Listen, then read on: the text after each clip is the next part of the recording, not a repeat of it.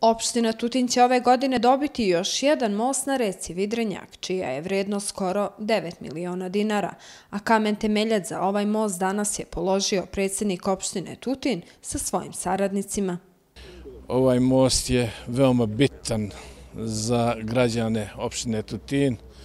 Ovo je na neki način i deo, može se koristiti kao deo za obilaznice za Tutin i ovaj projekat je predviđen budžetom za ovu godinu se realizuje, jer most je objekat koji povezuje, a sve ono što vezuje to je dobro.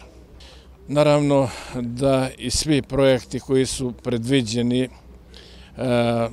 ove godine, neki su odrađeni, neki su otpočeti da se rade, neki čekaju ta dokumentacija da se završi, tender, dozvoli to.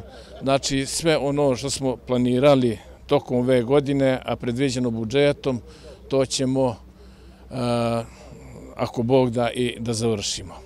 Izvođač radova kompanija Damsel kaže da ovo nije samo projekat na unapređenju komunalne infrastrukture. Kako kažu, ovo je razvojni projekat, a završetak radova predviđen je za 3 meseca.